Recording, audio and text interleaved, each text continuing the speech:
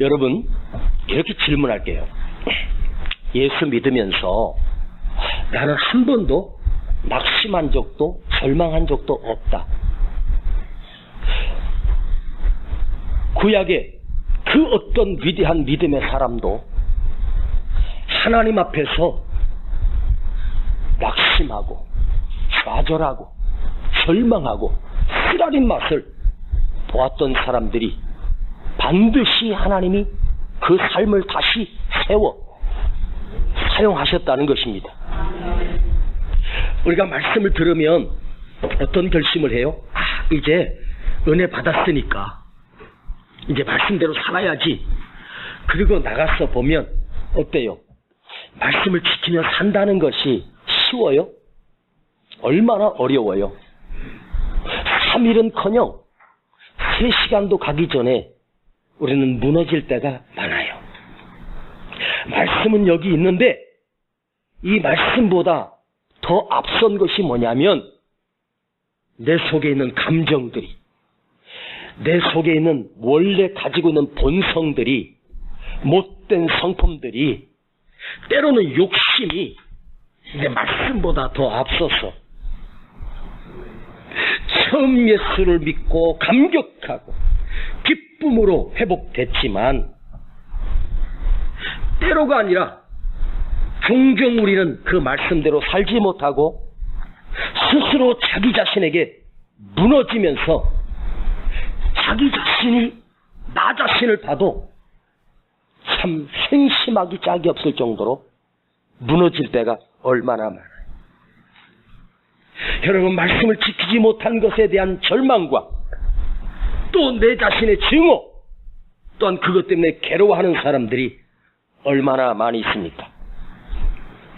아마 오늘 여러분, 이 말씀을 듣는 우리 모두도 내가 말씀대로 살아야지 했지만 삶의 현장에서 좌절하고 낙심하고 무너질 때가 많았을 거예요.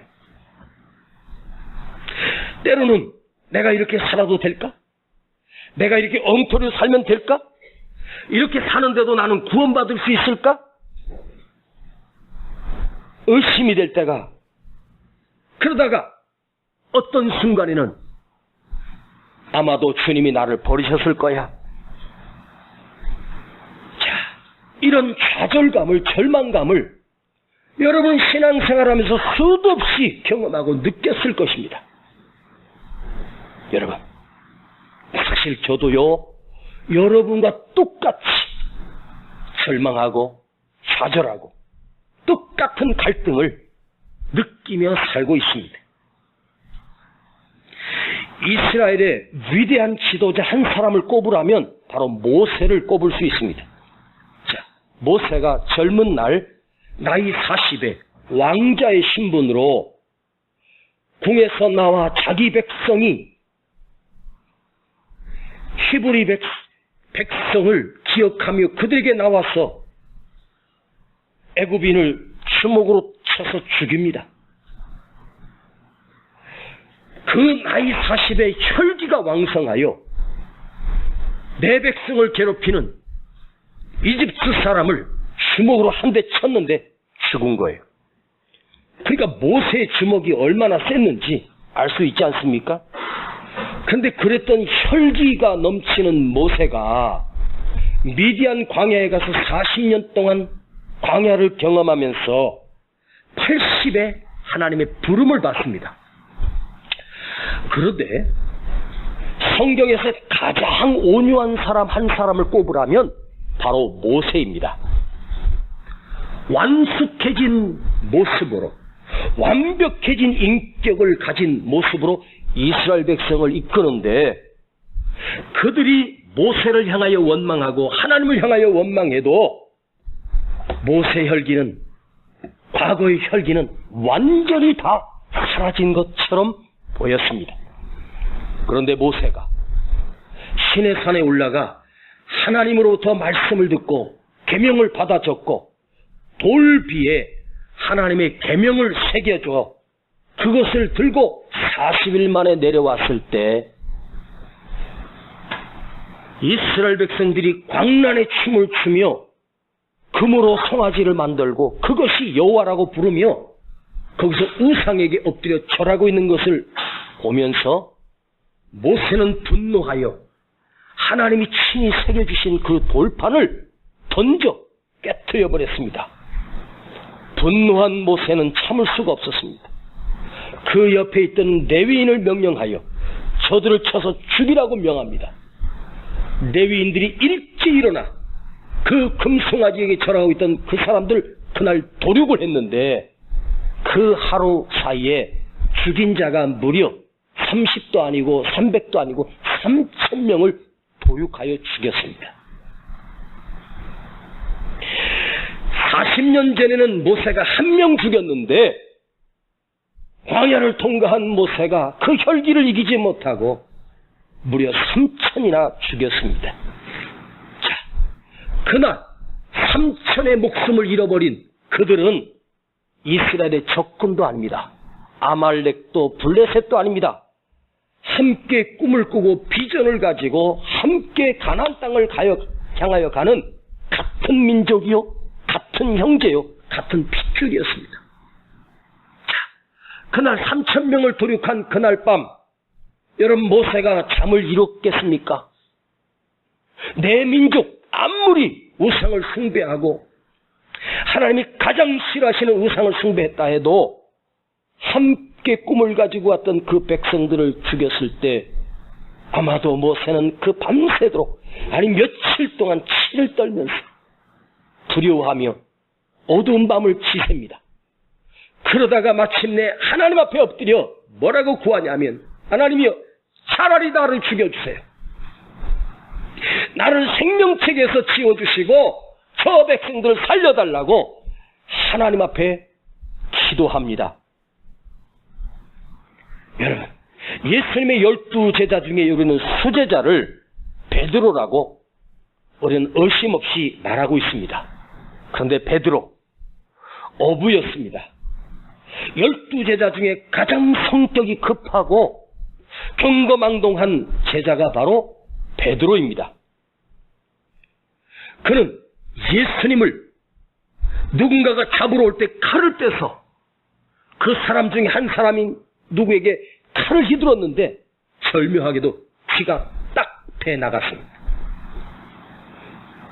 그리고 주님을 향하여 다른 사람들은 다 주님을 배신할지라도 나는 내가 죽을지언정 주님을 지키겠다고 맹세했던 사람이었습니다. 그랬던 그가 주님의 바로 뒷전에서 주님을 모른다고, 세 번째는 저주까지 퍼부면서 죽어도 모른다고 예수님 뒷전에서 대놓고 배신했던 사람입니다. 그리고 나서 그는 예수님이 부활했다는 소식을 들었음에도 불구하고 당신의 제자를 6명이나 선동해 갈릴리 바다에 가서 그물질을 하며 고기를 잡으러 간 배신자였습니다. 그리고 부활하신 주님을 만나고 오순절 마가다락방에서 성령으로 충만해졌을 때 이제 베드로는 사도가 되었고 위대한 초대교회 담임 목회자였습니다.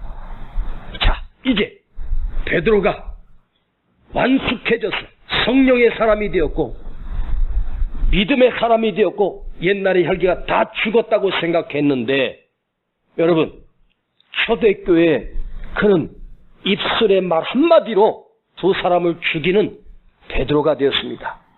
바로 아나니아와 삽비라입니다. 자, 따지고 보면 아나니아와 삽비라 부부는 그 교회 자기 재산의 절반을 바친 사람입니다.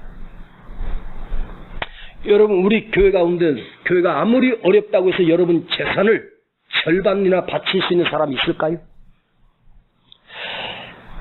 내가 그 교회 담임 목사라면 절반이라도 바친 아나니아와 삽비라를 장로로 세우고 권사로 세울 것 같아요. 그런데 그거 조금 숨겼다고 그 자리에서 죽여버렸어요. 두 사람을 일시에 그의 말로 저주를 부어 죽임을 당했습니다. 자, 여러분. 성령 받고 사도가 되고 위대한 담임 목회자가 되었다고 해서 완숙해졌습니까? 아닙니다. 그도 철저하게 신앙생활 가운데서 좌절하고 절망하고 무너진 사람입니다. 자, 첫 번째 선교사인 사도 바울을 기억하시죠? 자, 이 위대한 사도 바울, 그는 과연 완벽한 사람이었을까요? 아닙니다. 청년 사울, 그가 혈기가 왕성했을 때 그리스도인들을 핍박하여 그들에게 복음을 전하고 있던 스데반을 돌로 쳐 죽이는 원흉이 되었고, 복음을 전했던 스데반을 자기 앞에서 돌로 쳐 죽였다고 성경은 우리에게 고발하고 있습니다. 그 사건 이후로 다메섹에서 주님 만나고 그가 완전히 변했습니다. 자, 사울이 바울로 바뀌는 순간입니다. 그러나 주님은 그를 아라비아에 가서 3년 동안 경건 훈련을 시켰고 다시 예루살렘에 올라왔지만 그 누구도 바울을 반겨주지 않았습니다. 우리를 죽이려고 온 거다 저놈이. 스데반을 죽인 것처럼. 그래서 다시 길리기아 다소 자기 고향에 내려가 무려 13년을 식고했습니다.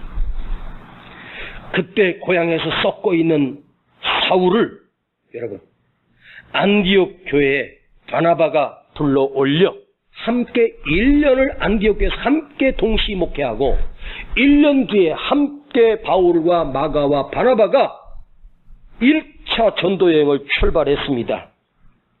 그런데 1차 전도 여행 중에 바로 바나바의 사촌 동생인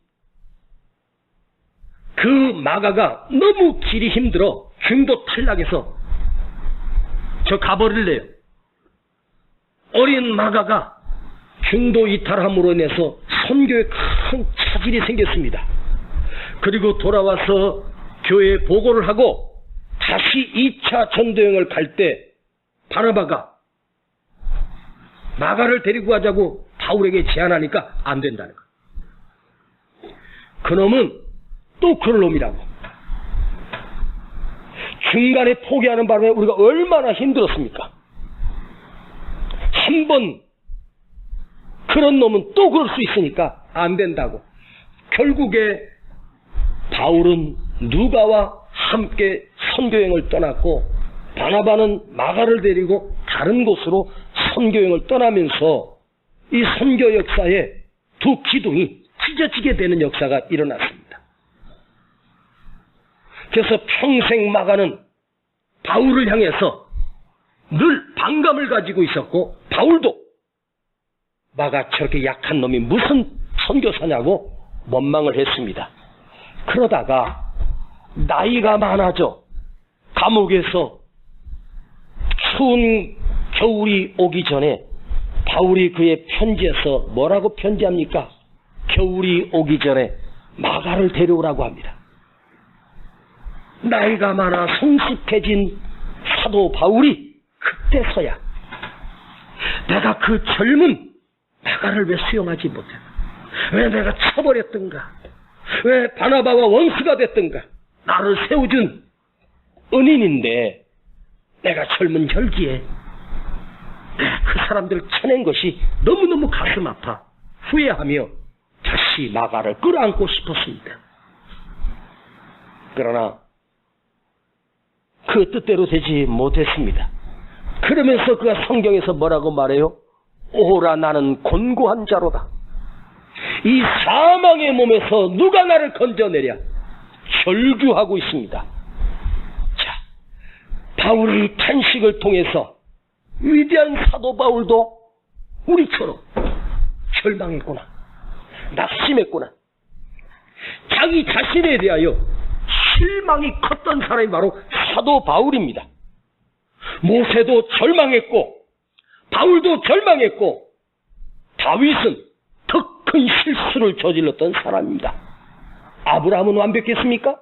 얼마나 흔들리고 비틀거리고 하나님의 약속을 기다리지 못하고 이스마엘을 낳게 되고 그래서 역사의 틀이 바뀌어지게 되는 원흉이 된 것도 있습니다. 자, 그렇다면 이 성경의 위대한 인물들마저도 자기 자신에 대해서 이렇게 좌절하고 절망하고 낙심하고 위대한 사도 베드로마저도 예수님 뒷전에서 주님을 배신했던 그런 배신자 중에 한 사람입니다.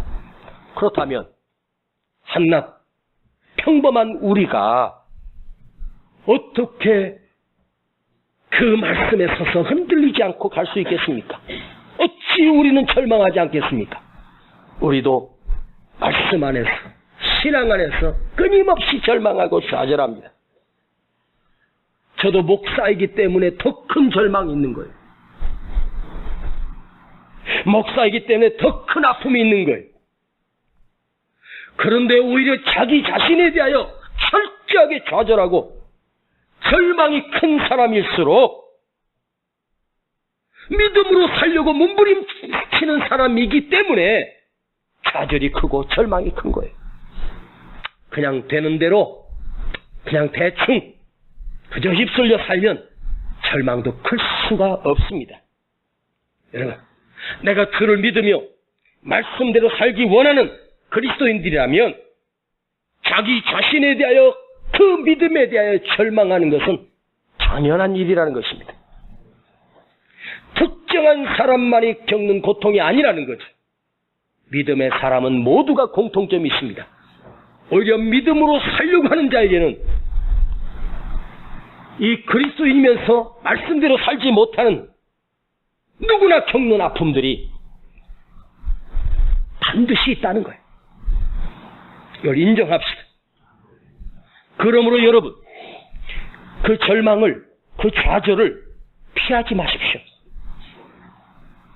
때로는 말씀이 의심될 때도 있단 말이에요. 정말 천국이 있을까? 정말 생명이 있을까? 정말 구원이 있을까? 그걸 좌절해보고 의심도 해보고 절망해보는 사람, 오늘 도마처럼 주님의 부활의 소식을 듣고도 믿지 않고 했던 사람이 주님이 오셔서 보여주실 때 그때서 믿고, 저도 청년 시절에 갈등을 느꼈습니다. 성격이 의심이 가는 거예요. 예수님도 의심이 가는 거예요. 내 안에 의심이 있는 거예요. 내가 잘못된 길을 가는 걸까? 그런 좌절과 절망 속에서 주님이 다시 만나주시고 다시 믿음이 세워지고, 밑도 끝도 없이 그냥 믿어버렸다가 나중에 가서 진짜 절망하는 것이 아니라, 여러분, 의심도 하고 두려워도 해보고 내 자신이 철저하게 비참함을 경험해본 사람, 쓴맛을 본 사람, 그런 자를 주님이 다시 일으켜 세워주시고 당신의 도구로 친히 써주신다는 사실입니다. 여러분, 우리가 이 세상을 살면서 누구처럼 물질 때문에 절망하고 환경 때문에 절망하고, 그런 물질로 인하여 절망하고 환경 때문에 절망하는 것은 인생을 황폐하게 만들지만, 내 삶의 목적을 주님으로 삼은 자는, 내 삶의 목적을 믿음으로 삼은 자는 그렇게 살지 못한 것에 대하여 절망한다는 것은 오히려 더 깊이 주님을 만나게 되는 놀라운 축복이라는 사실입니다. 그 절망으로 인하여 오히려 더 성숙한 신앙으로 내가 성장된다는 사실입니다. 여러분, 누구나 아무나 말씀대로 살려고 했을까요? 아니에요.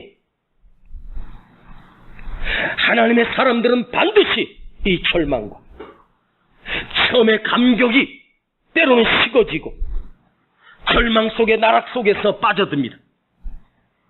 그런데 그 절망이 오히려 나로 하여금 더 깊이 주님을 경험하게 되고, 때로는 더 믿음대로 살려고 애쓰면 애쓸수록 내 자신에게 뭐를 절감해요?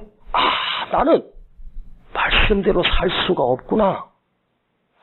내가 거룩하게 살 수가 없구나. 이 한계에 부딪혀요. 그거 부딪혀 봐야 돼요. 여러분, 인간의 노력으로 내 스스로 나를 의롭게 만들고 내 스스로 말씀을 지킬 수 있나요? 그 한계를 느끼는 거예요. 그게 뭐냐? 율법 앞에 무릎을 꿇는 거예요. 근데 이스라엘 백성들은 그 율법 앞에 무릎을 꿇지 않고 율법을 이겨보겠다고 지금까지도 제사를 드리고 있습니다. 그 좌절을 경험하면서 노력으로 되는 것이 아니구나. 죄는 반복적으로 짓는 것이구나. 내가 이걸 극복할 능력이 없구나. 그러면서 항복합니다. 항복하고, 주여, 나는 아무것도 할 수 없습니다. 그리고 뭐라고 외쳐요? 은혜, 은혜, 오직 은혜. 신비한 거예요. 이 자세를 경험해야만 내가 구원하는 것이 아니라 주님의 은혜로만이. 천부여 의지 없어서 손들고 옵니다. 나는 구제불능이구나. 그 비탄에 빠져본 자만이, 그래서 이제는 내 공로가 아니고 내 노력이 아니구나. 내 결단으로 되는 것이 아니구나. 주님의 은혜구나. 여러분, 인간의 노력으로는 나의 죄의 굴레에서 벗어날 수가 없어요. 왜? 내 속에 흐르는 피 자체가 죄덩어리인데 내가 내 피를 어떻게 바꿔요? 요즘은 병원에 가면 그 투석 그 환자들 보니까 피를 이렇게 걸러가지고 이렇게 뭐에 걸러가지고 몇 시간 동안 그걸 일주일에 몇 번 해야 된대요. 그 신장이 안 좋으신 분들. 그러다가 그것도 자기 피가 너무 안 좋아서 이제는 새 피로 바꾼답니다. 자, 그러면 여러분, 새 피로 내 피를 다 버리고 새 피로 다시 바꾸면 새로워질까요? 그 피가 오염됐는데, 그 피가 죄덩어리인데. 여러분, 한때 TV에 나와서 왜 당신은 낙심하십니까? 왜 당신은 불행하게 사십니까? 얼마든지 행복하게 살 수 있는데 하면서 늘 나와서 행복을 전했던 행복 전도사가 동반 자살을 했습니다.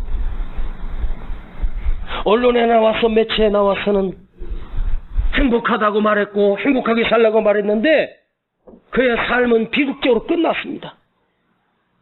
여러분, 지금 이 대한민국 땅 안에 매일 38명에서 45명이 매일 자살한답니다. 그러니까 30분에 1명씩 자살하는 거예요.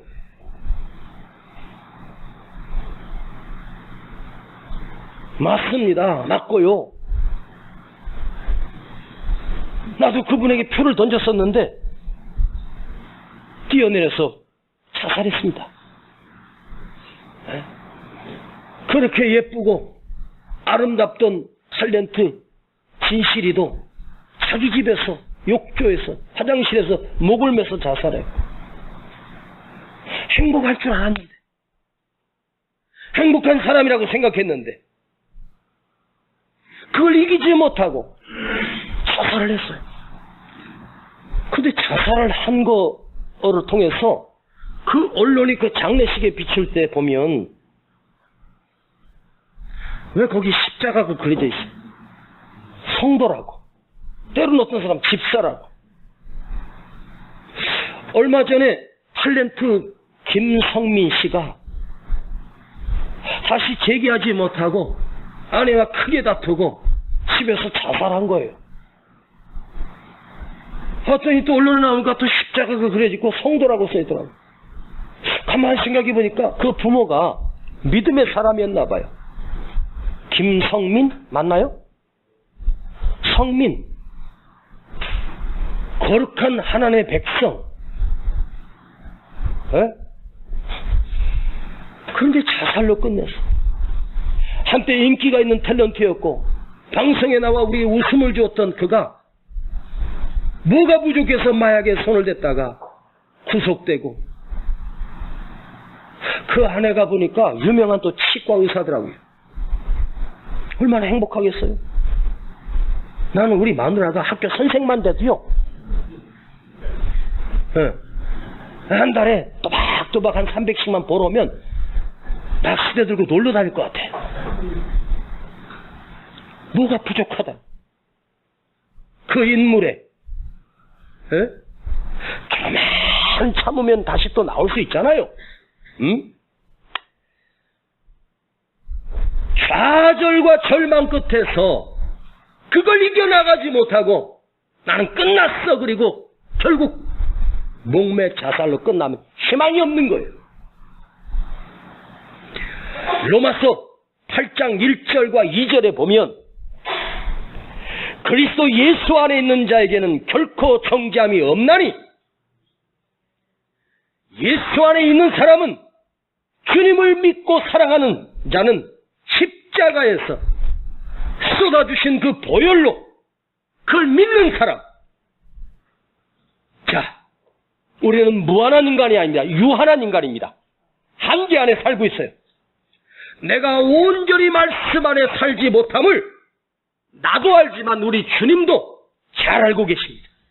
너는 약한 존재야. 너는 연약한 존재야. 그러니 내가 너를 세울 거야. 네가 결정하는 게 아니야. 주님이 말씀하셔요. 내가 너를 이렇게 세울 거야.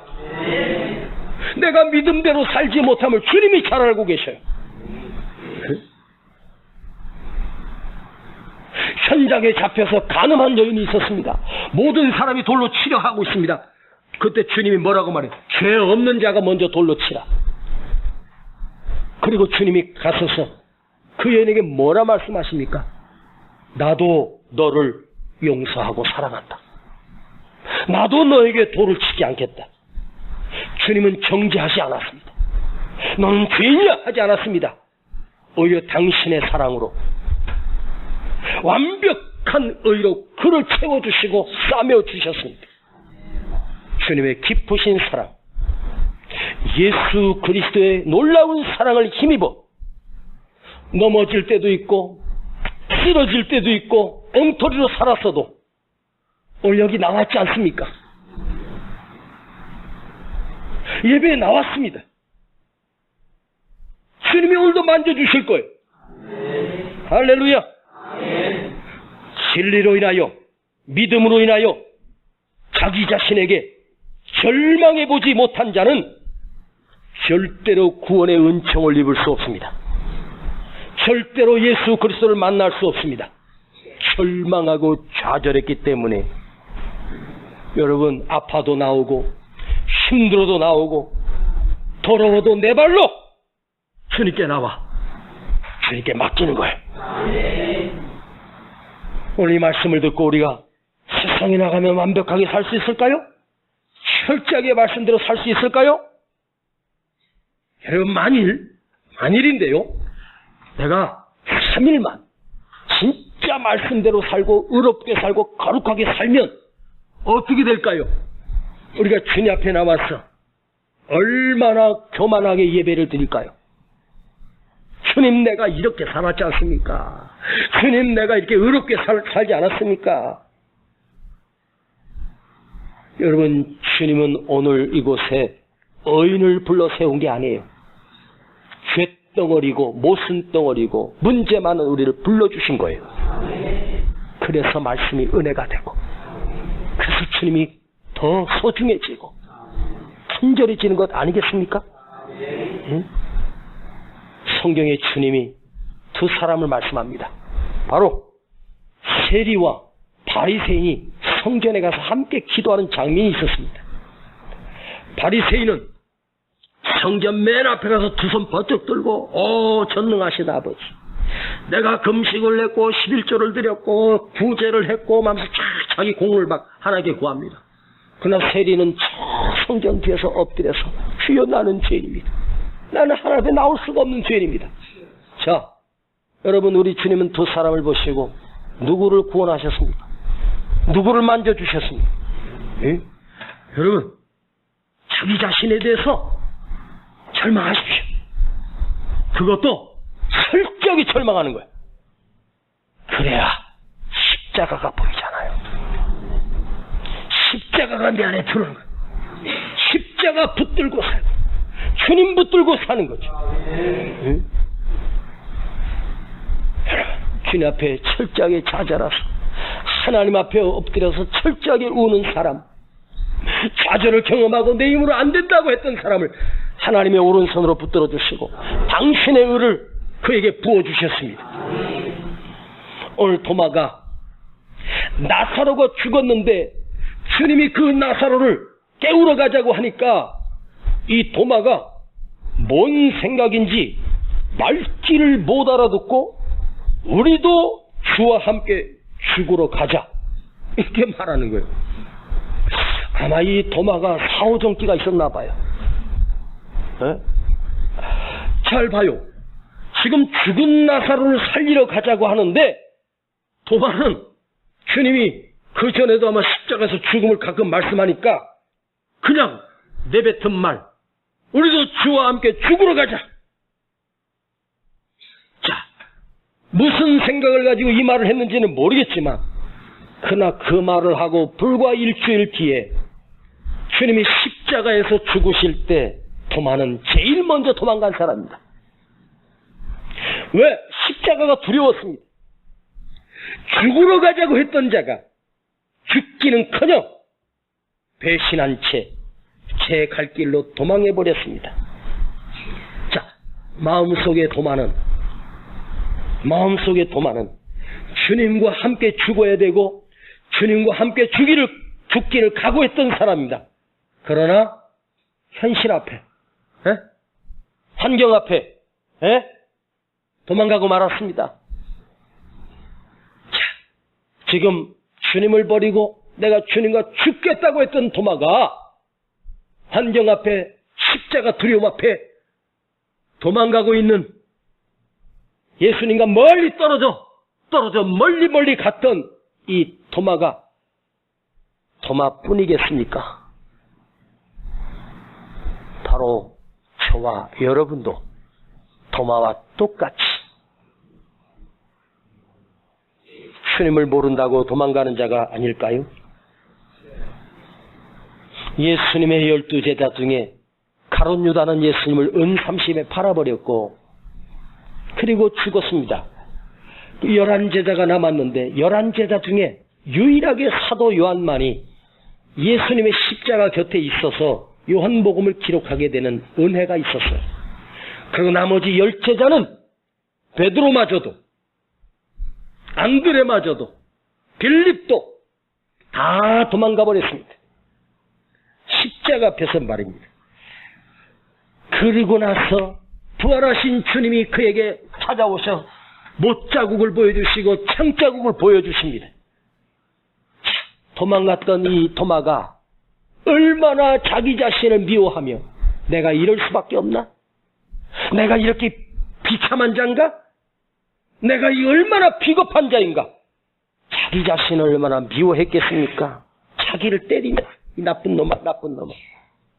그런데 그 이후에 도마는 자기 절망을 경험하고 나서 자기 절망을 철저하게 맛보고 나서 도마가 어디로 갔는지 아십니까? 바로 인도로 갔습니다. 인도에 가서 복음을 전하다가 장렬하게 순교한 사람이 바로 도마입니다. 성경에 들어있지 못하지만 도마 행전에 자세히 기록되어 있습니다. 주님을 배신한 그 좌절을 맛본 도마가 그 후에 변화가 일어났습니다. 전혀 복음의 꽃이 들어가지 못한 그 인도에 가서 복음을 전하다가 순교자가 된 것입니다. 자, 우리도 주와 함께 죽으러 가자. 그냥 던졌던 그 말이 나중에 진짜 주를 위해서 죽는 순교자가 되는 순교의 열매, 순교의 면류관을 쓰는 축복의 사람으로 바뀝니다. 여러분, 왜 도마가 주를 위해서 죽을 수 있는 사람이 됐을까요? 절망에 빠지고 의심에 빠진 도마를 우리 주님이 친히 찾아오셔서 도마야, 만져봐라, 손을 넣어봐라, 너는 꼭 보고 믿느냐? 보지 못하고 믿는 자가 복되다고 말씀하셨으면서 그는 주님의 십자가에 못 박힌 그 옷을 확인하고 옆구리의 창자국을 확인했습니다. 즉, 그 자국이 살린 것이 아니고 다시 찾아오셔서 그 연약한 도마를 다시 만나 주신 거예요. 자, 오늘 하나님의 말씀대로 살지 못함으로 인해 어쩌면 내가 비판에 빠져 계십니까? 두려워하지 마십시오. 그건 마땅하고 당연한 것입니다. 더 중요한 건 뭐냐? 내가 그래도 말씀대로 살려고 하는, 말씀 안에 살려고 하는 노력을 했기 때문에 그 절망에 빠진 것 아니겠습니까? 그것마저도 없다면 희망이 없는 거죠.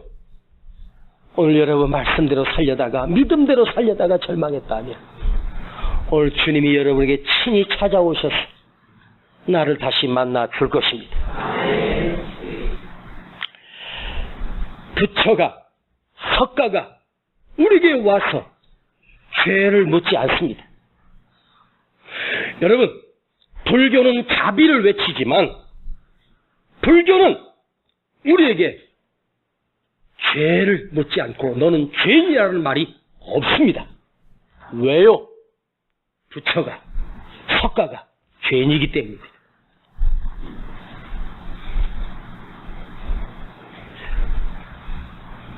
아무것도 부족함이 없는 사업가가 하나밖에 없는 딸이 백혈병으로 죽어가고 있었습니다. 병원에서 주사바늘 수십 개를 꽂고 누워있는 딸의 죽음을 보고 있는 이 사업가가 너무너무 고통스러워서 그 병실에, 그 병원에 있는 예배당이 있어서 그곳에 가서 혼자 엎드려 절망하며 울고 있었습니다. 그런데 그 강단에 걸린 현수막에 너는 두려워 말라, 내가 너와 함께하리라, 이 말씀이 가슴으로 밀려 들어왔습니다. 두려워 말라, 나는 너의 하나님이 됨이니라. 그 말씀을 가슴에 새기면서 눈물이 펑펑 쏟아졌습니다. 딸이 병든 것이 문제가 아니라 내가 지금까지 엉터리 살았던 내 신앙이 얼마나 두려운지 모릅니다. 그는 그곳에서 그 말씀 하나를 붙들고 다시 일어섰답니다. 왜 여러분, 석가는 죄라고 묻지 않고 죄를 우리에게 물을 수가 없습니다. 그런데 왜 주님만이 완전하신지 아십니까? 주님은 완전하신 분이에요.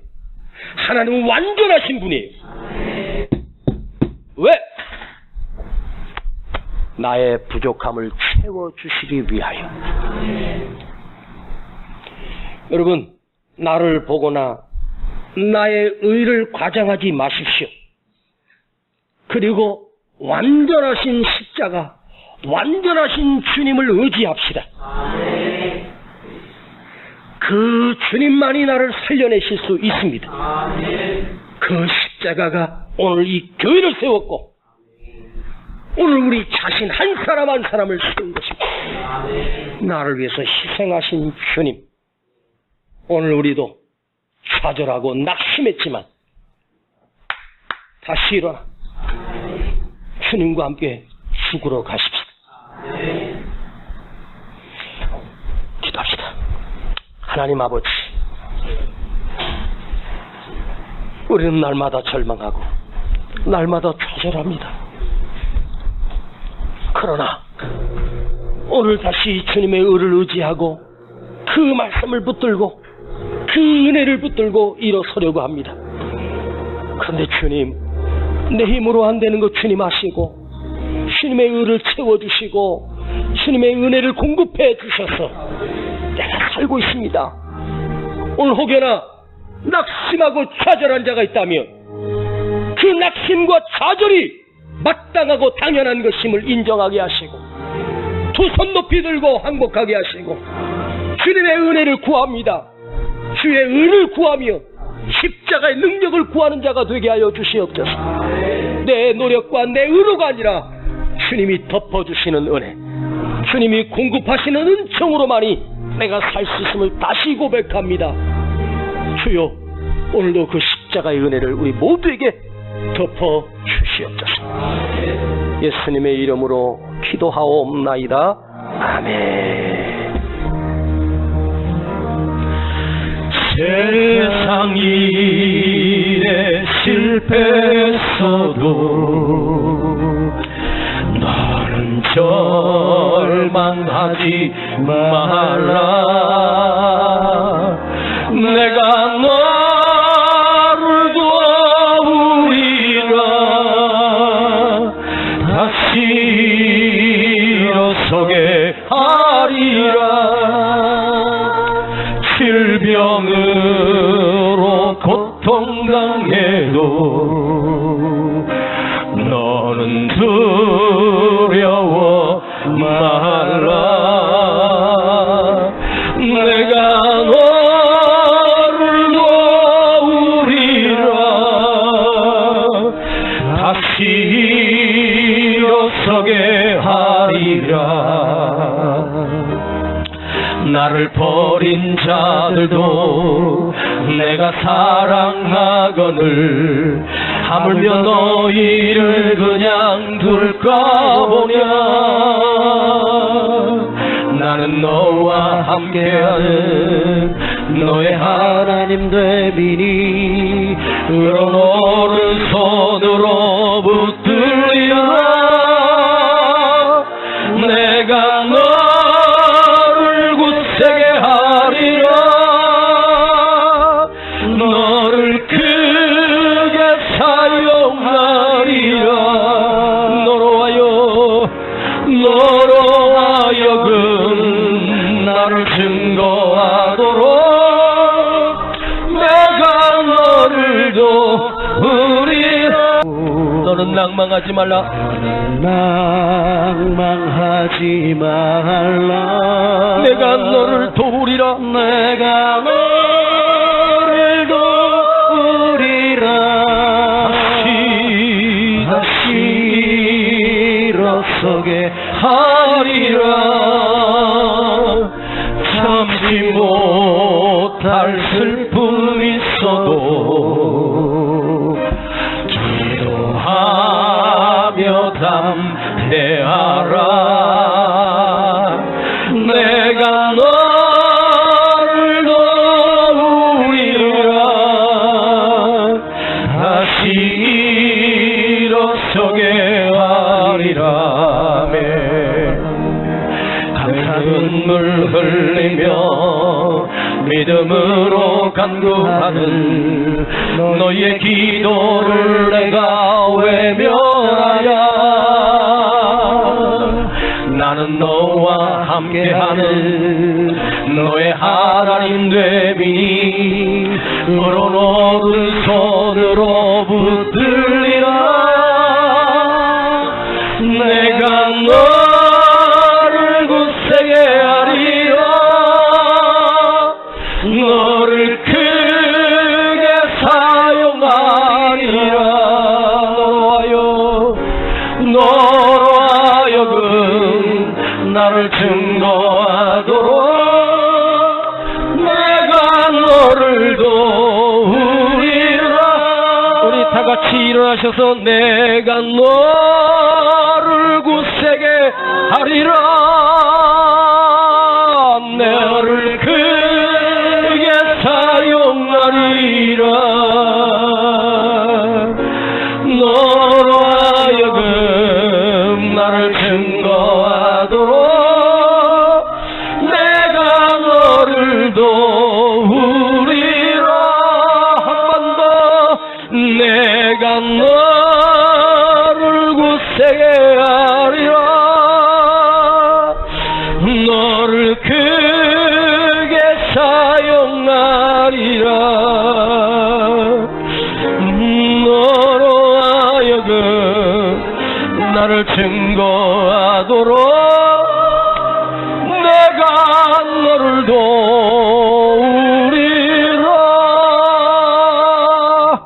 우리 시간 하나님 앞에 한번 기도합니다. 오늘 내가 좌절할 수밖에 없는 것이 이상한 것이 아닙니다.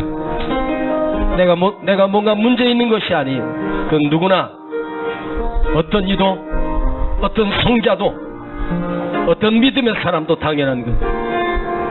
중요한 것은 주님을 붙들고 사는 것입니다. 주님을 의지하는 것입니다. 주님이 오셔서 당신의 의로 채워주시고 당신의 능력으로 우리에게 부어주셔야 우리는 살 수 있습니다. 나의 연약함을 고백합시다. 그대로 내어놓고 주여 도와주시옵소서. 주님의 의로운 오른손으로 붙들어 주시옵소서. 주님의 은혜를 구합니다. 주여 이 험한 세상 주의 은혜를 믿고 살겠습니다. 내 의를 앞세워 사는 어리석음이 아니라 주님의 능력을 다시 한번 힘있기를 간절히 원합니다. 우리 함께 기도합니다. 주여